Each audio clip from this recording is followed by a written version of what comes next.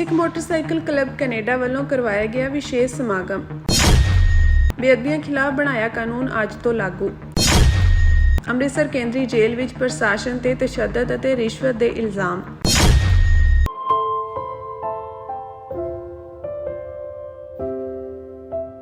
Sikh motorcycle club of Canada Ontario chapter ਵੱਲੋਂ ਇੱਕ ਵਿਸ਼ੇਸ਼ ਸਮਾਗਮ ਕਰਵਾਇਆ ਗਿਆ। ਇਹ ਸਮਾਗਮ 18 ਅਪ੍ਰੈਲ ਨੂੰ Gurdwara Guru Nanak mission centre Brampton ਵਿਖੇ ਹੋਇਆ, ਜਿੱਥੇ ਵੱਡੀ ਗਿਣਤੀ ਵਿੱਚ ਸੰਗਤ ਨੇ ਹਾਜ਼ਰੀ ਭਰੀ। ਇਸ ਦੌਰਾਨ ਸ਼੍ਰੀ ਸੁਖਮਨੀ ਸਾਹਿਬ ਦਾ ਪਾਠ ਕਰਵਾਇਆ ਗਿਆ ਅਤੇ ਆਉਣ ਵਾਲੇ ਰਾਈਡਿੰਗ ਸੀਜ਼ਨ ਲਈ ਸੁਰੱਖਿਆ ਤੇ ਕਾਮਯਾਬੀ ਦੀ ਅਰਦਾਸ ਕੀਤੀ ਗਈ। ਪ੍ਰੋਗਰਾਮ ਵਿੱਚ ਸੰਗਤਾਂ ਨੇ ਇਕੱਠੇ ਹੋ ਕੇ ਅਸੀਸਾਂ ਪ੍ਰਾਪਤ ਕੀਤੀਆਂ ਅਤੇ ਚੜ੍ਹਦੀ ਕਲਾ ਵਿੱਚ ਰਹਿਣ ਦੀ ਅਰਦਾਸ ਕੀਤੀ ਗਈ। ਪ੍ਰਬੰਧਕਾਂ ਵੱਲੋਂ ਆਈ ਹੋਈ ਸੰਗਤ ਦਾ ਧੰਨਵਾਦ ਕੀਤਾ ਗਿਆ ਅਤੇ ਇਸ ਤਰ੍ਹਾਂ ਦੇ ਹੋਰ ਸਮਾਗਮ ਭਵਿੱਖ ਵਿੱਚ ਵੀ ਕਰਵਾਉਣ ਦੀ ਗੱਲ ਕੀਤੀ ਗਈ। ਸਿੱਖ ਮੋਟਰਸਾਈਕਲ ਕਲੱਬ ਆਫ ਓਨਟਾਰੀਓ ਵੱਲੋਂ ਅੱਜ ਇੱਥੇ ਸੁਖਮਨੀ ਸਾਹਿਬ ਦਾ ਪਾਠ ਗੁਰਦੁਆਰਾ ਗੁਰੂ ਨਾਨਕ ਮਿਸ਼ਨ ਸੈਂਟਰ ਵਿਖੇ ਕਰਵਾਇਆ ਗਿਆ ਸੀਗਾ। ਸੋ ਸਾਰੀ ਸੰਗਤ ਪਹੁੰਚੀ ਹੈ, ਉਹਨਾਂ ਦਾ ਬਹੁਤ ਬਹੁਤ ਧੰਨਵਾਦ। ਸੋ ਇਸ ਤੋਂ ਇਲਾਵਾ ਸਿੱਖ ਮੋਟਰਸਾਈਕਲ ਕਲੱਬ ਆਫ ਓਨਟਾਰੀਓ ਹਰੇਕ ਨਿੱਚਰਵਾਰ ਤੇ ਐਤਵਾਰ ਨੂੰ ਦਸਤਾਰ ਤੇ ਦੁਮਾਲੇ ਦੀ ਫ੍ਰੀ ਕਲਾਸਾਂ ਲਾਉਂਦੀ ਆ। ਕਿਸੇ ਨੇ ਕਿਸੇ ਤਰ੍ਹਾਂ ਦੀ ਪੱਗ ਬੰਨ੍ਹਣੀ ਸਿੱਖਣੀ ਹੋਵੇ, ਐਤਵਾਰ ਨੂੰ ਗੁਰਦੁਆਰਾ ਦਸਮੇਸ਼ ਦਰਬਾਰ ਵਿਖੇ 3 ਤੋਂ 5 ਹਾਲ ਨੰਬਰ 2 ਦੇ ਵਿੱਚ ਲੱਗਦੀ ਆ। ਤੇ ਸ਼ਨੀਚਰਵਾਰ ਦੀ ਕਲਾਸ ਗੁਰਦੁਆਰਾ ਗੁਰੂ ਨਾਨਕ ਮਿਸ਼ਨ ਵਿਖੇ 1 ਵਜੇ ਤੋਂ ਲਾ ਕੇ 3 ਵਜੇ ਲੱਗਦੀ ਆ। ਸੋ ਕਿਸੇ ਨੇ ਕਿਸੇ ਤਰ੍ਹਾਂ ਦੀ ਪੱਗ ਜਾਂ ਦਮਾਲਾ ਜਾਂ ਗੋਲ ਪਰਨਾ ਬੰਨ੍ਹਣਾ ਸਿੱਖਣਾ ਹੋਵੇ ਤਾਂ ਸਿੱਖ ਮੋਟਰਸਾਈਕਲ ਕਲੱਬ ਆਫ ਓਨਟਾਰੀਓ ਨੂੰ ਕੰਟੈਕਟ ਕਰ ਸਕਦਾ। ਫ੍ਰੀ ਕਲਾਸਾਂ ਲੱਗਦੀਆਂ, ਕੋਈ ਚਾਰਜ ਨਹੀਂ ਹੈਗਾ। ਇਸ ਤੋਂ ਇਲਾਵਾ ਜੇ ਤੁਹਾਡੇ ਕੋਲ ਦਸਤਾਰ ਜਾਂ ਦਮਾਲਾ ਹੈਗਾ ਫਿਰ ਵੀ ਠੀਕ ਆ, ਜੇ ਨਹੀਂ ਹੈਗਾ ਤਾਂ ਅਸੀਂ ਤੁਹਾਨੂੰ ਇੱਥੇ ਫ੍ਰੀ ਪ੍ਰੋਵਾਈਡ ਕਰਾਂਗੇ। ਸੋ ਅਗੇਨ ਵਾਹਿਗੁਰੂ ਜੀ ਕਾ ਖਾਲਸਾ, ਵਾਹਿਗੁਰੂ ਜੀ ਕੀ ਫਤਿਹ। ਵਾਹਿਗੁਰੂ ਜੀ ਖਾਲਸਾ, ਵਾਹਿਗੁਰੂ ਜੀ ਕੀ ਫਤਿਹ ਜੀ। ਜਿਵੇਂ ਕਿ ਸੰਗਤ ਜਾਣਦੀ ਹੈ, ਸਿੱਖ ਮੋਟਰਸਾਈਕਲ ਕਲੱਬ ਹਰ ਵੇਲੇ ਜਿਹੜਾ ਬਰੋਡ ਕੈਨੇਡੀਅਨ ਕਮਿਊਨਿਟੀ ਆ ਉਹਨਾਂ ਵਾਸਤੇ ਚੜ੍ਹਦੀ ਕਲਾ ਦੇ ਕੰਮ ਕਰਦਾ ਰਹਿੰਦਾ ਆ। ਉਹਨਾਂ ਦੇ ਵਿੱਚੋਂ ਹੀ ਜੇ ਆਪਾਂ ਰਾਈਡ ਸਭ ਤੋਂ ਵੱਡੀ ਜਿਹੜੀ Sikh motorcycle club all over Canada ride ਕਰਦਾ ਆ, ਡਾਇਬਟੀਜ਼ ਕੈਨੇਡਾ ਦੀ, ਉਹ ਜੁਲਾਈ ਦੇ ਲਾਸਟ ਜਿਹੜਾ ਹੈਗਾ ਸੰਡੇ 26 ਤਰੀਕ ਨੂੰ ਇਸ ਸਾਲ ਜਿਹੜਾ ਹੈਗਾ ਆ ਸੇਮ ਮੈਕਸ ਸਪੋਰਟਸ ਸੈਂਟਰ ਤੋਂ ਸ਼ੁਰੂ ਹੋ ਕੇ ਬੈਂਟਨ ਜਿਹੜੀ ਆ ਹਾਊਸ ਜਾਣੀ ਹੈਗੀ ਆ ਲੰਡਨ, ਇਹਦੇ ਵਿੱਚ ਸਾਰੀ ਸੰਗਤ ਨੂੰ ਸ਼ਾਮਲ ਹੋਣ ਦੀ ਅਸੀਂ ਗੁਜ਼ਾਰਿਸ਼ ਕਰਦੇ ਹਾਂ। ਜਿਹੜੀ ਰਿਫਰੈਸ਼ਮੈਂਟ ਆ ਸੇਮ ਮੈਕਸ ਸਪੋਰਟਸ ਸੈਂਟਰ ਦੇ ਵਿੱਚ ਕੀਤੀ ਜਾਊਗੀ। ਮੀਡੀਆ ਵੀ ਸਾਰਾ ਆ ਰਿਹਾ ਹੈ। ਸੋ ਸਾਰਿਆਂ ਨੂੰ ਸਿੱਖ ਮੋਟਰਸਾਈਕਲ ਕਲੱਬ ਦੇ ਪਲੇਟਫਾਰਮ ਵੱਲੋਂ ਜਿਹੜੀ ਆ ਬੇਨਤੀ ਕੀਤੀ ਜਾਂਦੀ ਆ ਕਿ ਕਮਿਊਨਿਟੀ ਵੱਧ ਚੜ੍ਹ ਕੇ ਇੱਥੇ ਪਹੁੰਚੇ, ਕਿਉਂਕਿ ਜਿਹੜੀ ਸ਼ੂਗਰ ਦੀ ਬਿਮਾਰੀ ਆ ਸਾਰੀਆਂ ਕਮਿਊਨਿਟੀਆਂ ਦੇ ਵਿੱਚ ਬਹੁਤ ਜ਼ਿਆਦਾ ਫੈਲ ਰਹੀ ਆ। ਮਠਾਈ ਜਿਹੜੀ ਆਪਾਂ ਜ਼ਿਆਦਾ ਖਾਂਦੇ ਆ ਜਾਂ ਜਿਹੜੀ ਸ਼ੂਗਰ ਦੀ ਇਨਟੇਕ ਕਈ ਵਾਰੀ ਬਚਪਨ ਤੋਂ ਹੁੰਦੀ ਆ, ਉਸ ਨੂੰ ਜਿਹੜੀ ਆ ਪ੍ਰਮੋਟ ਕੀਤਾ ਜਾਂਦਾ ਆ ਸਿੱਖ ਮੋਟਰਸਾਈਕਲ ਕਲੱਬ ਵੱਲੋਂ। ਸੋ ਸਾਰੀ ਸੰਗਤ ਨੂੰ ਬੇਨਤੀ ਆ ਵੱਧ ਚੜ੍ਹ ਕੇ ਇਸ ਰਾਈਡ ਦੇ ਨਾਲ ਜੁੜੋ। ਵਾਹਿਗੁਰੂ ਜੀ ਖਾਲਸਾ, ਵਾਹਿਗੁਰੂ ਜੀ ਕੀ ਫਤਿਹ। ਵਾਹਿਗੁਰੂ ਜੀ ਕਾ ਖਾਲਸਾ, ਵਾਹਿਗੁਰੂ ਜੀ ਕੀ ਫਤਿਹ। ਸਿੱਖ ਮੋਟਰਸਾਈਕਲ ਕਲੱਬ ਆਫ ਓਨਟਾਰੀਓ ਵੱਲੋਂ ਤੁਹਾਨੂੰ ਬੇਨਤੀ ਆ ਕਿ ਅਸੀਂ ਦੋਨੇ ਨਗਰ ਕੀਰਤਨਾਂ ਵਿੱਚ ਅਸੀਂ ਸਮੂਲੀਅਤ ਕਰਾਂਗੇ। ਸਾਡੇ ਦਸਤਾਰ ਦੇ ਕੈਂਪ ਵੀ ਲੱਗਣਗੇ 26 ਅਪ੍ਰੈਲ 2026 ਦਿਨ ਐਤਵਾਰ ਨੂੰ ਡਾਊਨਟਾਊਨ ਟੋਰਾਂਟੋ ਨੈਥਨ ਫਿਲਿਪ ਸਕੁਏਅਰ ਦੇ ਵਿੱਚ ਜਾ ਕੇ ਤੁਸੀਂ ਸਾਨੂੰ ਮਿਲ ਸਕਦੇ ਹੋ। ਉੱਥੇ ਸਾਡਾ ਕੈਂਪ ਲੱਗਿਆ ਹੋਊਗਾ, ਉੱਥੇ ਦਸਤਾਰ ਵੀ ਸਜਾਈ ਜਾ ਸਕਦੀ ਆ। ਉਸ ਤੋਂ ਅਗਲੇ ਵੀਕ ਮਈ 3 2026 ਦਿਨ ਐਤਵਾਰ ਫਿਰ ਮਾਲਟਨ ਤੋਂ ਜਿਹੜਾ ਰੈਕਸਡੇਲ ਨਗਰ ਕੀਰਤਨ ਜਾਂਦਾ, ਉਹਦੇ ਵਿੱਚ ਵੀ ਸਿੱਖ ਮੋਟਰਸਾਈਕਲ ਕਲੱਬ ਸਮੂਲੀਅਤ ਕਰੂਗੀ, ਜਿਸ ਵਿੱਚ ਪਹਿਲਾਂ ਅਸੀਂ ਮਾਲਟਨ ਦੇ ਵਿੱਚ ਦਸਤਾਰ ਦਾ ਕੈਂਪ ਲਾਵਾਂਗੇ। ਉਸ ਤੋਂ ਬਾਅਦ ਅਸੀਂ ਸੰਗਤ ਦੇ ਨਾਲ ਸਾਡੇ ਮੋਟਰਸਾਈਕਲ ਰਾਈਡ ਕਰਦੇ ਹੋਏ ਮਹਾਰਾਜ ਦੀ ਹਜ਼ੂਰੀ ਦੇ ਅੱਗੇ ਚੱਲਦੇ ਹੋਏ ਨਗਰ ਕੀਰਤਨ ਦੇ ਵਿੱਚ ਹਾਜ਼ਰ ਹੋਵਾਂਗੇ। ਉਸ ਤੋਂ ਬਾਅਦ ਸਵੇਰ ਤੋਂ ਲੈ ਕੇ ਸ਼ਾਮ ਤੱਕ ਸਿੱਖ ਸਪਿਰਿਚੁਅਲ ਸੈਂਟਰ ਦੇ ਵਿੱਚ ਬਾਹਰ ਪੰਡਾਲ ਸਜਣਗੇ। ਉੱਥੇ ਹੀ ਸਾਡਾ ਨਗਰ ਕੀਰਤਨ ਦੇ ਵਿੱਚ ਹੀ ਨਾਲ ਦਸਤਾਰ ਦੀ ਸੇਵਾ ਹੋਏਗੀ ਅਤੇ ਨਾਲੇ ਸਾਡਾ ਮੋਟਰਸਾਈਕਲ ਦਾ ਡਿਸਪਲੇ ਵੀ ਲੱਗਿਆ ਹੋਵੇਗਾ। ਜੇ ਕਿਸੇ ਵੀ ਵੀਰ ਨੇ ਉਸ ਵਕਤ ਟਾਈਮ ਦੇ ਵਿੱਚ ਸਾਤੋਂ ਕੋਈ ਵੀ ਤਰ੍ਹਾਂ ਦੀ ਇਨਫੋਰਮੇਸ਼ਨ ਲੈਣੀ ਹੋਵੇ ਜਾਂ ਸਾਡੇ ਮੈਂਬਰ ਬਣਨਾ ਹੋਵੇ ਜਾਂ ਕਿਸੇ ਵੀ ਆਉਣ ਵਾਲੀਆਂ ਰਾਈਡਾਂ ਬਾਰੇ ਸੂਚੀ ਚਾਹੀਦੀ ਹੋਵੇ, ਉੱਥੇ ਤੁਸੀਂ ਸਾਨੂੰ ਮਿਲ ਸਕਦੇ ਹੋ।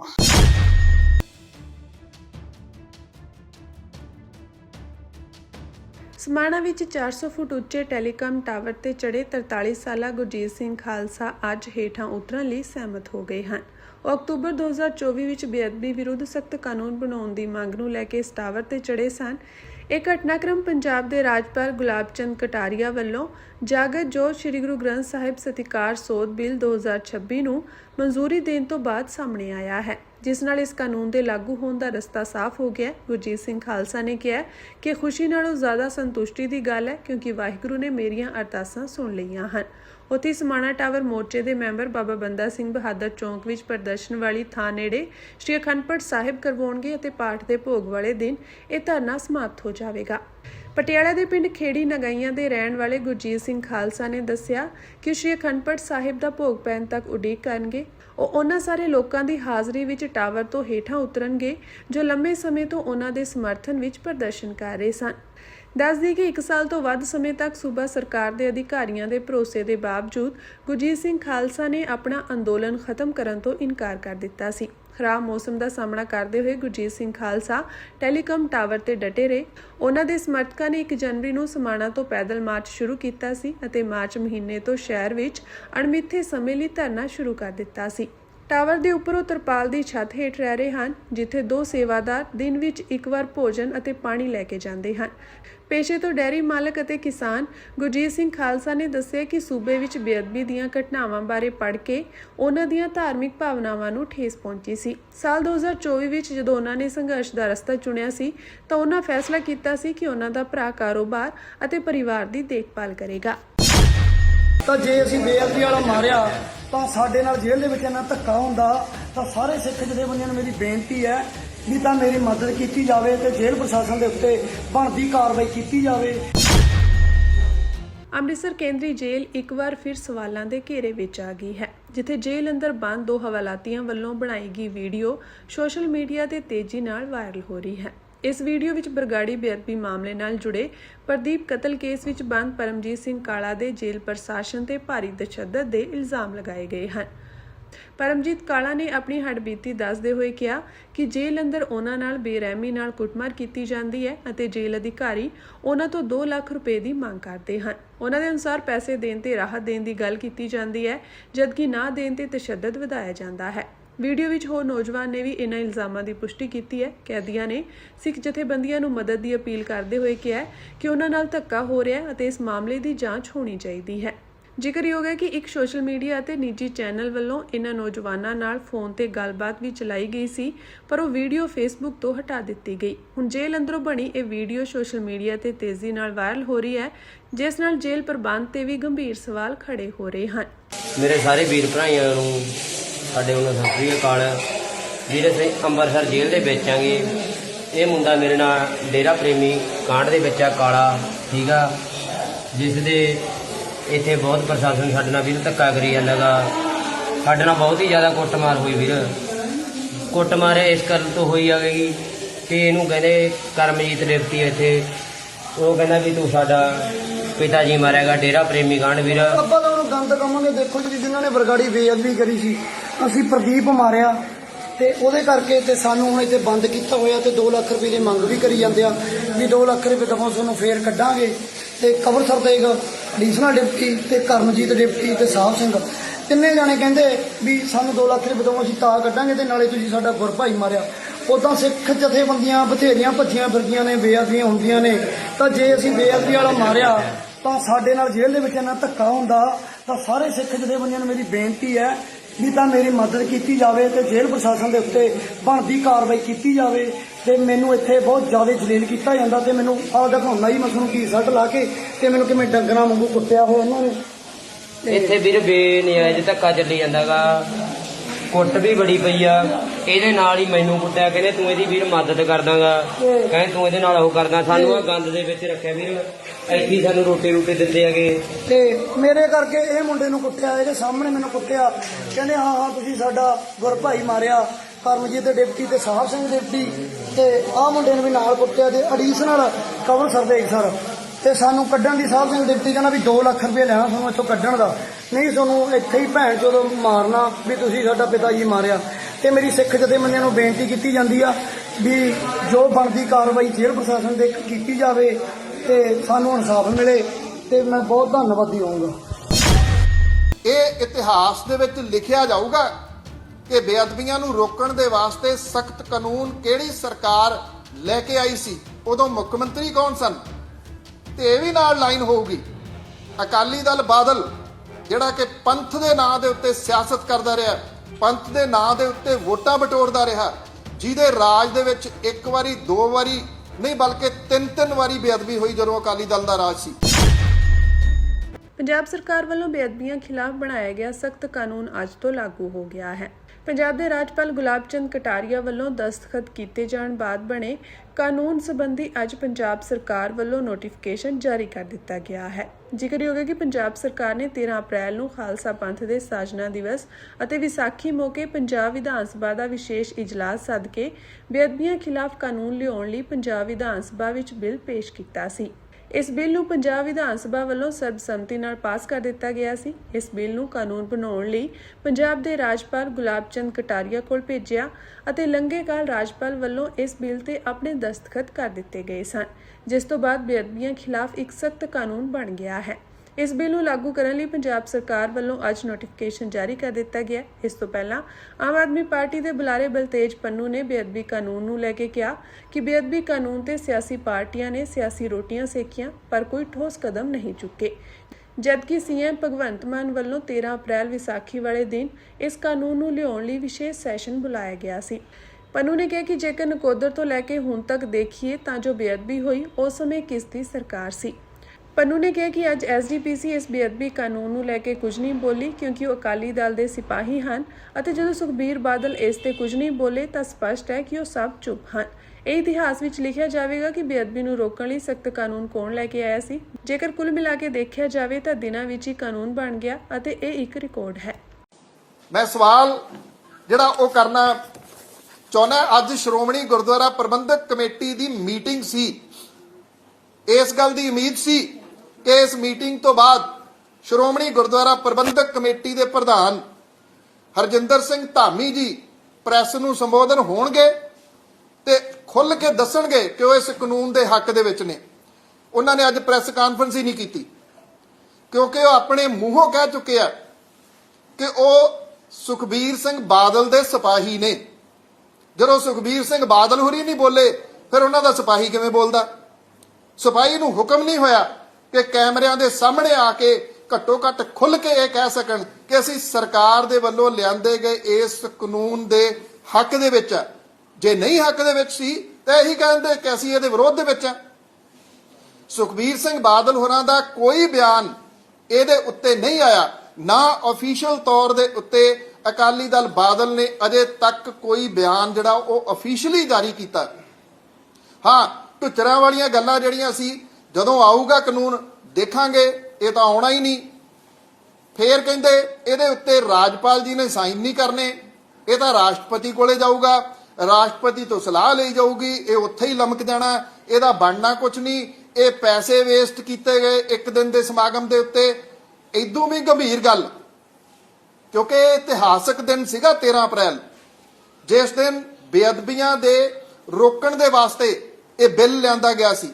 ਇੱਕੋ ਇੱਕ ਮੈਂਬਰ ਆ ਉਹਨਾਂ ਦੇ ਅਕਾਲੀ ਦਲ ਬਾਦਲ ਦੇ, ਉਹ ਇਸ ਵਿਧਾਨ ਸਭਾ ਦੇ ਸੈਸ਼ਨ ਦੇ ਵਿੱਚ ਸ਼ਾਮਲ ਹੀ ਨਹੀਂ ਹੋਏ। ਇਹ ਇਤਿਹਾਸ ਦੇ ਵਿੱਚ ਲਿਖਿਆ ਜਾਊਗਾ ਕਿ ਬੇਅਦਬੀਆਂ ਨੂੰ ਰੋਕਣ ਦੇ ਵਾਸਤੇ ਸਖਤ ਕਾਨੂੰਨ ਕਿਹੜੀ ਸਰਕਾਰ ਲੈ ਕੇ ਆਈ ਸੀ, ਉਦੋਂ ਮੁੱਖ ਮੰਤਰੀ ਕੌਣ ਸਨ। ਤੇ ਇਹ ਵੀ ਨਾਲ ਲਾਈਨ ਹੋਊਗੀ, ਅਕਾਲੀ ਦਲ ਬਾਦਲ ਜਿਹੜਾ ਕਿ ਪੰਥ ਦੇ ਨਾਂ ਦੇ ਉੱਤੇ ਸਿਆਸਤ ਕਰਦਾ ਰਿਹਾ, ਪੰਥ ਦੇ ਨਾਂ ਦੇ ਉੱਤੇ ਵੋਟਾਂ ਬਟੋਰਦਾ ਰਿਹਾ, ਜਿਹਦੇ ਰਾਜ ਦੇ ਵਿੱਚ ਇੱਕ ਵਾਰੀ, ਦੋ ਵਾਰੀ ਨਹੀਂ ਬਲਕਿ ਤਿੰਨ ਵਾਰੀ ਬੇਅਦਬੀ ਹੋਈ ਜਦੋਂ ਅਕਾਲੀ ਦਲ ਦਾ ਰਾਜ ਸੀ। ਉਹਨਾਂ ਦਾ ਇੱਕੋ ਇੱਕ ਮੈਂਬਰ ਸੀ, ਉਹ ਵਿਧਾਨ ਸਭਾ ਦੇ ਵਿੱਚ ਆਇਆ ਹੀ ਨਹੀਂ। ਇਹ ਗੈਰ ਹਾਜ਼ਰੀ ਜਿਹੜੀ ਆ ਇਹ ਲੋਕਾਂ ਦੇ ਮਨਾਂ ਦੇ ਵਿੱਚ ਲੱਗ ਜਾਣੀ, ਮਨਾਂ ਦੇ ਵਿੱਚ ਲੱਗ ਗਈ ਇਹ ਗੈਰ ਹਾਜ਼ਰੀ। ਇਹ ਸਿਰਫ ਵਿਧਾਨ ਸਭਾ ਦੇ ਵਿੱਚ ਗੈਰ ਹਾਜ਼ਰੀ ਨਹੀਂ ਬਲਕਿ ਅਕਾਲੀ ਦਲ ਬਾਦਲ ਦੀ ਲੋਕਾਂ ਦੇ ਚੇਤਿਆਂ ਦੇ ਵਿੱਚ ਗੈਰ ਹਾਜ਼ਰੀ ਰਹੂਗੀ। ਤੇ ਇਹਦੀ ਕਾਨੂੰਨ ਦੀ ਸ਼ਕਲ ਅਖਤਿਆਰ ਕਰਨ ਦੇ ਇੰਨੇ ਘੰਟੇ ਬੀਤਣ ਤੋਂ ਬਾਅਦ ਅਜੇ ਤੱਕ ਸੁਖਬੀਰ ਸਿੰਘ ਬਾਦਲ ਹੋਰਾਂ ਦਾ ਇਹਦੇ ਉੱਤੇ ਕੋਈ ਪ੍ਰਤੀਕਰਮ ਨਹੀਂ ਆਇਆ। ਧਾਮੀ ਸਾਹਿਬ ਜਿਹੜੇ ਅੱਜ ਪ੍ਰੈਸ ਕਾਨਫਰੰਸ ਕਰਨ ਤੋਂ ਵੀ ਭੱਜੇ ਨੇ, ਕਿ ਉਹ ਕੈਮਰਿਆਂ ਦਾ ਸਾਹਮਣਾ ਨਹੀਂ ਕਰ ਸਕਦੇ। ਸ਼ਾਇਦ ਕਿਤੇ ਨਾ ਕਿਤੇ ਜੋ ਅੰਦਰ ਹੈ ਉਸ ਚੀਜ਼ ਦਾ ਸਾਹਮਣਾ ਕਰਨਾ ਹੁਣ ਔਖਾ ਹੋਇਆ ਪਿਆ ਕਿ ਇਹ ਬਣ ਕੀ ਗਿਆ। ਅਸੀਂ ਪੰਥ ਦੇ ਨਾਂ ਤੇ ਵੋਟਾਂ ਮੰਗਦੇ ਰਹੇ, ਪੰਥ ਦੇ ਨਾਂ ਤੇ ਸਰਕਾਰਾਂ ਬਣਾਉਂਦੇ ਰਹੇ, ਤੇ ਜਿਸ ਵਿਅਕਤੀ ਨੂੰ ਸਵੇਰ ਤੋਂ ਲੈ ਕੇ ਸ਼ਾਮ ਤੱਕ ਭੰਡਿਆ ਹੀ ਜਾਂਦਾ, ਉਸ ਵਿਅਕਤੀ ਨੇ ਇਸ ਸਾਰੇ ਮਸਲੇ ਦੀ ਨਾਜ਼ੁਕਤਾ ਨੂੰ ਸਮਝਦਿਆਂ ਹੋਇਆ ਬਿੱਲ ਲੈ ਕੇ ਆਂਦਾ ਔਰ ਇੱਕ ਕਾਨੂੰਨ ਦੀ ਸ਼ਕਲ ਜਿਹੜੀ ਉਹ ਅਖਤਿਆਰ ਕਰ ਗਿਆ। ਔਰ ਜਿੰਨੇ ਘੰਟਿਆਂ ਦੇ ਵਿੱਚ ਇਹ ਸਾਰਾ ਕੁਝ ਹੋਇਆ, ਕਿਉਂਕਿ ਮਹੀਨਿਆਂ ਤੇ ਨਹੀਂ ਪਈ ਕੋਈ ਗੱਲ, ਹਫ਼ਤਿਆਂ ਤੇ ਨਹੀਂ ਪਈ ਇਹ ਕੋਈ ਗੱਲ। 13 ਤਰੀਕ ਨੂੰ ਇਹ ਬਿੱਲ ਪੇਸ਼ ਹੁੰਦਾ, 17 ਨੂੰ ਰਾਜਪਾਲ ਜੀ ਸਾਈਨ ਕਰ ਦਿੰਦੇ ਨੇ, ਤੇ ਅੱਜ ਜਦੋਂ ਮੈਂ ਤੁਹਾਡੇ ਨਾਲ ਗੱਲ ਕਰ ਰਿਹਾ 20 ਤਰੀਕ ਨੂੰ ਇਹਦਾ ਨੋਟੀਫਿਕੇਸ਼ਨ ਜਿਹੜਾ ਉਹ ਜਾਰੀ ਹੋ ਗਿਆ। ਦਿਨਾਂ ਦੇ ਵਿੱਚ ਇਸ ਕਾਨੂੰਨ ਨੇ ਬਕਾਇਦਾ ਤੌਰ ਦੇ ਉੱਤੇ ਕਾਨੂੰਨ ਦੀ ਸ਼ਕਲ ਅਖਤਿਆਰ ਕਰਕੇ ਇੰਪਲੀਮੈਂਟ ਹੋ ਜਾਣਾ। ਇਹ ਆਪਣੇ ਆਪ ਦੇ ਵਿੱਚ ਰਿਕਾਰਡ ਹੈ, ਇਹ ਆਪਣੇ ਆਪ ਦੇ ਵਿੱਚ ਰਿਕਾਰਡ ਹੈ ਜਿਹੜਾ ਕਿ ਇਤਿਹਾਸ ਦੇ ਪੰਨਿਆਂ ਦੇ ਉੱਤੇ ਦਰਜ ਹੋ ਗਿਆ।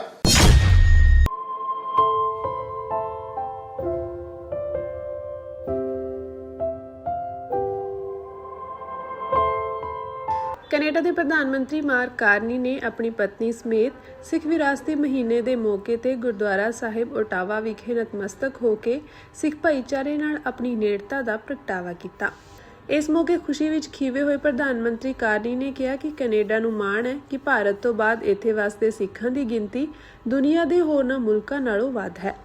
ਉਨ੍ਹਾਂ ਕਿਹਾ ਕਿ ਸਿੱਖ ਵਿਰਾਸਤੀ ਮਹੀਨੇ ਦੌਰਾਨ ਸਿੱਖਾਂ ਵੱਲੋਂ ਕੈਨੇਡਾ ਦੀ ਖੁਸ਼ਹਾਲੀ ਅਤੇ ਮਜ਼ਬੂਤੀ ਵਿੱਚ ਪਾਏ ਯੋਗਦਾਨ ਨੂੰ ਯਾਦ ਕੀਤਾ ਜਾਂਦਾ ਹੈ। ਇਸ ਨਾਲ ਭਾਈਚਾਰੇ ਨੂੰ ਹੋਰ ਉਤਸ਼ਾਹ ਮਿਲਦਾ ਹੈ ਅਤੇ ਆਪਸੀ ਏਕਤਾ ਮਜ਼ਬੂਤ ਹੁੰਦੀ ਹੈ। ਇਸ ਦੌਰਾਨ ਗੁਰਦੁਆਰਾ ਸਾਹਿਬ ਦੀ ਕਮੇਟੀ ਵੱਲੋਂ ਉਨ੍ਹਾਂ ਨੂੰ ਸਿਰੋਪਾਓ ਦੇ ਕੇ ਸਨਮਾਨਿਤ ਵੀ ਕੀਤਾ ਗਿਆ। ਸੈਂਟਰ ਸਰਕਾਰ ਸਿੱਖ ਕੌਮ ਨੂੰ ਇੰਨਾ ਇਗਨੋਰ ਕਰ ਰਹੀ ਹੈ, ਖਾਲਸਾ ਪੰਥ ਨੂੰ ਇੰਨਾ ਇਗਨੋਰ ਕਰ ਰਹੀ ਹੈ ਕਿ ਨਾ ਉਹ ਸੈਂਟਰ ਸਰਕਾਰ ਦੀ ਮੰਨ ਰਹੀ, ਉਹਨਾਂ ਸੁਪਰੀਮ ਕੋਰਟ ਦੀ ਮੰਨ ਰਹੀ ਹੈ, ਨਾ ਸਿੱਖਾਂ ਦੇ ਸੁਪਰੀਮ ਸ੍ਰੀ ਅਕਾਲ ਤਖਤ ਸਾਹਿਬ ਦੀ ਮੰਨ ਰਹੀ ਹੈ, ਤੇ ਨਾ ਪੰਜਾਬ ਵਿਧਾਨ ਸਭਾ ਦੀ ਮੰਨ ਰਹੀ ਹੈ, ਨਾ ਪੰਜਾਬ ਕੈਬਨਿਟ ਦੀ ਮੰਨ ਰਹੀ ਹੈ, ਤੇ ਨਾ ਸਮੁੱਚੀਆਂ ਸਿੱਖ ਸੰਗਤਾਂ ਦੀ ਭਾਵਨਾਵਾਂ ਮੰਨ ਰਹੀ ਹੈ। ਸ਼੍ਰੋਮਣੀ ਗੁਰਦੁਆਰਾ ਪ੍ਰਬੰਧਕ ਕਮੇਟੀ ਨੇ ਬਲਵੰਤ ਸਿੰਘ ਰਾਜੋਆਣਾ ਦੀ ਫਾਂਸੀ ਦੀ ਸਜ਼ਾ ਮੁਆਫੀ ਸੰਬੰਧੀ ਪਟੀਸ਼ਨ ਵਾਪਸ ਲੈਣ ਦੇ ਫੈਸਲੇ ਬਾਰੇ ਸ਼੍ਰੀ ਅਕਾਲ ਤਖਤ ਸਾਹਿਬ ਦੇ ਜਥੇਦਾਰ ਨੂੰ ਆਦੇਸ਼ ਦੇਣ ਦੀ ਅਪੀਲ ਕੀਤੀ ਹੈ। ਇਹ ਫੈਸਲਾ ਅੱਜ ਸ਼੍ਰੋਮਣੀ ਕਮੇਟੀ ਦੀ ਅੰਤਰਿਮ ਕਮੇਟੀ ਦੀ ਮੀਟਿੰਗ ਵਿੱਚ ਕੀਤਾ ਗਿਆ। ਪ੍ਰਧਾਨ ਐਡਵੋਕੇਟ ਹਰਜਿੰਦਰ ਸਿੰਘ ਧਾਮੀ ਦੀ ਅਗਵਾਈ ਹੇਠ ਅੱਜ ਸ਼੍ਰੋਮਣੀ ਕਮੇਟੀ ਦੇ ਦਫ਼ਤਰ ਵਿੱਚ ਹੋਈ ਅੰਤਰਿਮ ਕਮੇਟੀ ਦੀ ਇਕੱਤਰਤਾ ਵਿੱਚ ਭਾਈ ਬਲਵੰਤ ਸਿੰਘ ਰਾਜੋਆਣਾ ਦੇ ਮਾਮਲੇ ਭਾਖੜਾ ਬਿਆਸ ਮੈਨੇਜਮੈਂਟ ਬੋਰਡ ਵਿੱਚ ਪੰਜਾਬ ਦੀ ਨੁਮਾਇੰਦਗੀ ਘਟਾਏ ਜਾਣ ਅਤੇ ਭਗਤ ਰਵਿਦਾਸ ਜੀ ਦੀ 650 ਸਾਲਾ ਜਨਮ ਸ਼ਤਾਬਦੀ ਮਨਾਉਣ ਸੰਬੰਧੀ ਵਿਚਾਰਾਂ ਦੇ ਨਾਲ-ਨਾਲ ਸ਼੍ਰੋਮਣੀ ਕਮੇਟੀ ਅਤੇ ਗੁਰਦੁਆਰਾ ਸਾਹਿਬਾਨ ਨਾਲ ਸੰਬੰਧਿਤ ਮਾਮਲੇ ਵਿਚਾਰੇ ਗਏ। ਸ਼੍ਰੋਮਣੀ ਕਮੇਟੀ ਪ੍ਰਧਾਨ ਐਡਵੋਕੇਟ ਹਰਜਿੰਦਰ ਸਿੰਘ ਧਾਮੀ ਨੇ ਅੰਤਰਿਮ ਕਮੇਟੀ ਦੇ ਫੈਸਲਿਆਂ ਬਾਰੇ ਦੱਸਿਆ ਕਿ ਬਲਵੰਤ ਸਿੰਘ ਰਾਜੋਆਣਾ ਦੀ ਫਾਂਸੀ ਦੀ ਸਜ਼ਾ ਤਬਦੀਲ ਕਰਨ ਲਈ ਸ਼੍ਰੀ ਅਕਾਲ ਤਖਤ ਸਾਹਿਬ ਦੇ ਆਦੇਸ਼ਾਂ ਤੇ ਸ਼੍ਰੋਮਣੀ ਕਮੇਟੀ ਵੱਲੋਂ 14 ਸਾਲ ਪਹਿਲਾਂ ਪਟੀਸ਼ਨ ਪਾਈ ਗਈ ਸੀ, ਪਰੰਤੂ ਕੇਂਦਰ ਸਰਕਾਰ ਨੇ ਇਸ ਸੰਬੰਧੀ ਹਮੇਸ਼ਾ ਅੜੀਅਲ ਰਵੱਈਆ ਹੀ ਅਪਣਾਈ ਰੱਖਿਆ। ਉਨ੍ਹਾਂ ਕਿਹਾ ਕਿ ਹੁਣ ਭਾਈ ਰਾਜੋਆਣਾ ਸ਼੍ਰੋਮਣੀ ਕਮੇਟੀ ਨੂੰ ਵਾਰ-ਵਾਰ ਆਪਣੀ ਅਪੀਲ ਵਾਪਸ ਲੈਣ ਲਈ ਕਹਿ ਰਹੇ ਹਨ, ਪਰ ਸ਼੍ਰੋਮਣੀ ਕਮੇਟੀ ਨੇ ਅਪੀਲ ਸ਼੍ਰੀ ਅਕਾਲ ਤਖਤ ਸਾਹਿਬ ਦੇ ਆਦੇਸ਼ਾਂ ਅਨੁਸਾਰ ਕੀਤੀ ਸੀ। ਇਸ ਲਈ ਅੱਜ ਦੀ ਅੰਤਰਿਮ ਕਮੇਟੀ ਨੇ ਵਿਚਾਰ ਮਗਰੋਂ ਰਾਜੋਆਣਾ ਦੀ ਅਪੀਲ ਸੰਬੰਧੀ ਸ਼੍ਰੀ ਅਕਾਲ ਤਖਤ ਸਾਹਿਬ ਨੂੰ ਯੋਗ ਆਦੇਸ਼ ਲਈ ਬੇਨਤੀ ਕੀਤੀ ਹੈ। ਉਨ੍ਹਾਂ ਕਿਹਾ ਕਿ ਸ਼੍ਰੀ ਅਕਾਲ ਤਖਤ ਸਾਹਿਬ ਤੋਂ ਜੋ ਵੀ ਆਦੇਸ਼ ਆਵੇਗਾ ਸ਼੍ਰੋਮਣੀ ਕਮੇਟੀ ਉਸ ਤੇ ਪਹਿਰਾ ਦੇਵੇਗੀ। ਐਡਵੋਕੇਟ ਧਾਮੀ ਨੇ ਦੱਸਿਆ ਕਿ ਅੰਤਰਿਮ ਕਮੇਟੀ ਨੇ ਕੇਂਦਰ ਸਰਕਾਰ ਵੱਲੋਂ ਭਾਖੜਾ ਬਿਆਸ ਮੈਨੇਜਮੈਂਟ ਬੋਰਡ ਦੇ ਪ੍ਰਬੰਧਾਂ ਨੂੰ ਲੈ ਕੇ ਪੰਜਾਬ ਨਾਲ ਲਗਾਤਾਰ ਕੀਤੇ ਜਾ ਰਹੇ ਵਿਤਕਰੇ ਸੰਬੰਧੀ ਵੀ ਚਿੰਤਾ ਪ੍ਰਗਟਾਈ ਹੈ। ਉਨ੍ਹਾਂ ਕਿਹਾ ਕਿ ਇਹ ਪੰਜਾਬ ਦੇ ਹੱਕਾਂ ਹਿੱਤਾਂ ਨਾਲ ਇੱਕ ਹੋਰ ਵੱਡਾ ਧੱਕਾ ਹੈ। ਪੰਜਾਬ ਦੇ ਦਰਿਆਈ ਪਾਣੀ ਜਿਨ੍ਹਾਂ ਤੇ ਪਹਿਲਾ ਹੱਕ ਪੰਜਾਬ ਦੇ ਲੋਕਾਂ ਦਾ ਹੈ, ਉਹਨਾਂ ਨੂੰ ਹਥਿਆਉਣ ਲਈ ਕੇਂਦਰ ਗਲਤ ਤਰੀਕੇ ਅਪਣਾ ਰਿਹਾ ਹੈ। ਅੰਤਰਿਮ ਕਮੇਟੀ ਨੇ ਕੇਂਦਰ ਸਰਕਾਰ ਨੂੰ ਆਖਿਆ ਕਿ ਅਜਿਹਾ ਕੋਈ ਵੀ ਨਿਯਮ ਲਾਗੂ ਕਰਨ ਦੀ ਕੋਸ਼ਿਸ਼ ਨਾ ਕੀਤੀ ਜਾਵੇ ਜੋ ਪੰਜਾਬੀਆਂ ਦੇ ਹੱਕਾਂ ਦੇ ਵਿਰੁੱਧ ਹੋਵੇ। ਜੋ ਦੋ ਅਹਿਮ ਮਤੇ ਲੈ ਕੇ ਆਂਦੇ ਹੈ ਤੇ ਜੋ ਸਿੰਘ ਸਾਹਿਬ ਜਥੇਦਾਰ ਸ੍ਰੀ ਅਕਾਲ ਤਖਤ ਸਾਹਿਬ ਨੂੰ ਇੱਕ ਮਤੇ ਰਾਹੀਂ ਸਮੁੱਚੀ ਅੰਤਰਿਮ ਕਮੇਟੀ ਨੇ ਅਪੀਲ ਕੀਤੀ ਹੈ, ਬੇਨਤੀ ਕੀਤੀ ਹੈ ਕਿ ਜੋ ਕੌਮ ਦੇ ਜਿੰਦਾ ਸ਼ਹੀਦ ਭਾਈ ਬਲਵੰਤ ਸਿੰਘ ਜੀ ਰਾਜੋਆਣਾ ਜੋ 32 ਸਾਲ ਤੋਂ ਜੇਲ੍ਹ 'ਚ ਬੰਦ ਹੈ, 19 ਸਾਲ ਤੋਂ ਫਾਂਸੀ ਚੱਕੀ 'ਚ ਨੇ, ਜਿਨ੍ਹਾਂ ਦੀ ਅਪੀਲ 14 ਸਾਲਾਂ ਤੋਂ ਲਗਾਤਾਰ ਤੁਸੀਂ ਵੇਖਿਆ ਕਿ ਰਾਸ਼ਟਰਪਤੀ ਕੋਲ ਪਈ ਹੈ, ਜੋ ਸ੍ਰੀ ਅਕਾਲ ਤਖਤ ਸਾਹਿਬ ਦੇ ਹੁਕਮਾਂ ਤੇ ਹੋਈ ਹੈ, ਜਿਹੜੀ ਸੁਪਰੀਮ ਕੋਰਟ ਦੇ ਵਿੱਚ ਲਗਾਤਾਰ ਜੋ ਤਰੀਕਾਂ ਪਈਆਂ ਨੇ, 15-16 ਤਰੀਕਾਂ ਦੇ ਵਿੱਚ ਸੁਪਰੀਮ ਕੋਰਟ ਨੇ ਕਿਹਾ, ਸੈਂਟਰ ਸਰਕਾਰ ਨੂੰ ਹੁਕਮ ਕੀਤੇ ਹੈ ਕਿ ਇਸ ਮਸਲੇ ਤੇ ਫੈਸਲਾ ਕੀਤਾ ਜਾਵੇ। ਪਰ ਅਫਸੋਸ ਸੈਂਟਰ ਸਰਕਾਰ ਸਿੱਖ ਕੌਮ ਨੂੰ ਇੰਨਾ ਇਗਨੋਰ ਕਰ ਰਹੀ ਹੈ, ਖਾਲਸਾ ਪੰਥ ਨੂੰ ਇੰਨਾ ਇਗਨੋਰ ਕਰ ਰਹੀ ਹੈ ਕਿ ਨਾ ਉਹ ਸੈਂਟਰ ਸਰਕਾਰ ਦੀ ਮੰਨ ਰਹੀ, ਉਹਨਾਂ ਸੁਪਰੀਮ ਕੋਰਟ ਦੀ ਮੰਨ ਰਹੀ ਹੈ, ਨਾ ਸਿੱਖਾਂ ਦੇ ਸੁਪਰੀਮ ਸ੍ਰੀ ਅਕਾਲ ਤਖਤ ਸਾਹਿਬ ਦੀ ਮੰਨ ਰਹੀ ਹੈ, ਤੇ ਨਾ ਪੰਜਾਬ ਵਿਧਾਨ ਸਭਾ ਦੀ ਮੰਨ ਰਹੀ ਹੈ, ਨਾ ਪੰਜਾਬ ਕੈਬਨਿਟ ਦੀ ਮੰਨ ਰਹੀ ਹੈ, ਤੇ ਨਾ ਸਮੁੱਚੀਆਂ ਸਿੱਖ ਸੰਗਤਾਂ ਦੀ ਭਾਵਨਾਵਾਂ ਮੰਨ ਰਹੀ ਹੈ। ਸੋ ਤੇ ਇਸੇ ਕਰਕੇ ਬਲਵੰਤ ਸਿੰਘ ਰਾਜੋਆਣਾ ਜੀ ਨੇ ਕਿਹਾ ਕਿ ਮੇਰੀ ਅਪੀਲ ਵਾਪਸ ਲਈ ਜਾਵੇ। ਸੋ ਸ਼੍ਰੋਮਣੀ ਗੁਰਦੁਆਰਾ ਪ੍ਰਬੰਧਕ ਕਮੇਟੀ ਨੇ ਅੱਜ ਮਤੇ ਰਾਹੀਂ ਸਿੰਘ ਸਾਹਿਬ ਜੀ ਨੂੰ ਅਪੀਲ ਕੀਤੀ ਹੈ ਕਿ ਅਕਾਲ ਤਖਤ ਸਾਹਿਬ ਦੇ ਹੁਕਮਾਂ ਤੇ ਅਪੀਲ ਪਾਈ ਗਈ ਹੈ। ਜੇ ਅਕਾਲ ਤਖਤ ਸਾਹਿਬ ਜੋ ਹੁਕਮ ਕਰਨਗੇ ਸ਼੍ਰੋਮਣੀ ਗੁਰਦੁਆਰਾ ਪ੍ਰਬੰਧਕ ਕਮੇਟੀ ਨੂੰ ਮਨਜ਼ੂਰ ਹੋ। ਦੂਜਾ, ਜੋ BBMP ਦੇ ਵਿੱਚ ਸਾਡੀ ਭਾਗੀਦਾਰੀ ਘਟਾਈ ਹੈ, ਜੋ ਪੰਜਾਬ ਦੇ ਅਫਸਰਾਂ ਨੂੰ ਹਟਾਇਆ ਗਿਆ, ਬਾਹਰਲੇ ਦੇਸ਼ ਦੇ ਵਿੱਚੋਂ ਹੋਰ 2 ਅਫਸਰ ਲਾਉਣ ਦੀ ਜੋ ਪ੍ਰਵਾਨਗੀ ਸੈਂਟਰ ਸਰਕਾਰ ਨੇ ਦਿੱਤੀ ਹੈ, ਇੱਕ ਵਾਰ ਫਿਰ ਪੰਜਾਬ ਨਾਲ ਧੱਕਾ ਗਰਦਾਣਿਆ ਗਿਆ ਕਿ ਪੰਜਾਬ ਨਾਲ ਸੈਂਟਰ ਹਕੂਮਤ ਜੋ ਦੇਸ਼ ਆਜ਼ਾਦ ਹੋਣ ਤੋਂ ਪਹਿਲਾਂ ਵਾਅਦੇ ਹੋਏ ਸੀ, ਜੋ ਦੇਸ਼ ਆਜ਼ਾਦ ਕਰਾਉਣ ਦੇ ਵਿੱਚ ਪੰਜਾਬ ਦੀ ਬਹੁਤ ਵੱਡੀ ਭੂਮਿਕਾ, ਪਰ ਅਫਸੋਸ ਸੈਂਟਰ ਸਰਕਾਰ ਹੌਲੀ-ਹੌਲੀ ਸਾਡੇ ਹੱਕਾਂ ਤੇ ਡਾਕਾ ਮਾਰ ਰਹੀ ਹੈ। ਉਸ ਦਾ ਵੀ ਨਿੰਦਾ ਮਤਾ ਲੈ ਕੇ ਆਂਦਾ ਤੇ ਇਹ ਸਾਜ ਮਤੇ ਲੈ ਕੇ ਆਂਦੇ ਹੈ।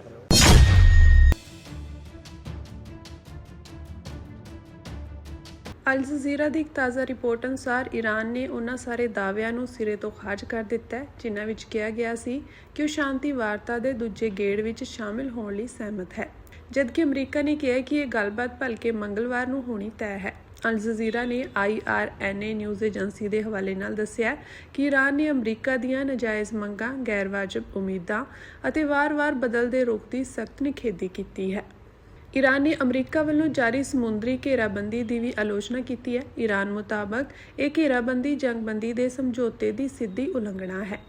ਈਰਾਨ ਵੱਲੋਂ ਜਾਰੀ ਬਿਆਨ ਵਿੱਚ ਕਿਹਾ ਗਿਆ ਹੈ ਕਿ ਇਸਲਾਮਾਬਾਦ ਵਿੱਚ ਹੋਣ ਵਾਲੀ ਦੂਜੀ ਗੇੜ ਦੀ ਗੱਲਬਾਤ ਬਾਰੇ ਛਪੀਆਂ ਖਬਰਾਂ ਸੱਚੀਆਂ ਨਹੀਂ ਹਨ। ਇਸ ਦੇ ਨਾਲ ਹੀ ਈਰਾਨ ਨੇ ਦੋਸ਼ ਲਗਾਇਆ ਕਿ ਅਮਰੀਕਾ ਵੱਲੋਂ ਫੈਲਾਈਆਂ ਜਾ ਰਹੀਆਂ ਇਹ ਖਬਰਾਂ ਮਹਿਜ਼ ਇੱਕ ਮੀਡੀਆ ਗੇਮ ਹਨ ਅਤੇ ਉਸ ਉੱਤੇ ਦਬਾਅ ਪਾਉਣ ਲਈ ਦੋਸ਼ ਲਗਾਉਣ ਦੀ ਖੇਡ ਦਾ ਹਿੱਸਾ ਹਨ। ਉੱਥੇ ਪਾਕਿਸਤਾਨ ਦੇ ਪ੍ਰਧਾਨ ਮੰਤਰੀ ਸ਼ਾਹਬਾਜ਼ ਸ਼ਰੀਫ ਨੇ ਪੱਛਮੀ ਏਸ਼ੀਆ ਵਿੱਚ ਵਧਦੇ ਤਣਾਅ ਨੂੰ ਲੈ ਕੇ ਈਰਾਨ ਦੇ ਰਾਸ਼ਟਰਪਤੀ ਮਸੂਦ ਪੇਜ਼ੇਸ਼ਕੀਅਨ ਨਾਲ ਟੈਲੀਫੋਨ ਤੇ ਗੱਲਬਾਤ ਕੀਤੀ, ਜਿਸ ਦੀ ਜਾਣਕਾਰੀ ਸ਼ਰੀਫ ਨੇ ਐਕਸ ਤੇ ਇੱਕ ਪੋਸਟ ਰਾਹੀਂ ਦਿੱਤੀ। ਪਾਕਿਸਤਾਨੀ ਪ੍ਰਧਾਨ ਮੰਤਰੀ ਨੇ ਦੱਸਿਆ ਕਿ ਉਹਨਾਂ ਨੇ ਸਾਊਦੀ ਅਰਬ, ਕਤਰ ਅਤੇ ਤੁਰਕੀ ਦੇ ਆਗੂਆਂ ਨਾਲ ਹਾਲ ਹੀ ਵਿੱਚ ਹੋਈ ਆਪਣੀ ਗੱਲਬਾਤ ਦੇ ਵੇਰਵੇ ਸਾਂਝੇ ਕੀਤੇ ਹਨ। ਦੂਜੇ ਪਾਸੇ ਅਲ ਜਜ਼ੀਰਾ ਦੀ ਰਿਪੋਰਟ ਅਨੁਸਾਰ ਅਮਰੀਕੀ ਊਰਜਾ ਸਕੱਤਰ ਕ੍ਰਿਸ ਰਾਈਟ ਨੇ ਚੱਲ ਰਹੀਆਂ ਕੂਟਨੀਤਿਕ ਕੋਸ਼ਿਸ਼ਾਂ ਤੇ ਭਰੋਸਾ ਜਤਾਇਆ। ਉਹਨਾਂ ਕਿਹਾ ਕਿ ਅਮਰੀਕਾ ਸਮਝੌਤੇ ਤੋਂ ਬਹੁਤ ਦੂਰ ਨਹੀਂ ਹੈ, ਯਾਨੀ ਜਲਦ ਹੀ ਕੋਈ ਸਹਿਮਤੀ ਬਣ ਸਕਦੀ ਹੈ।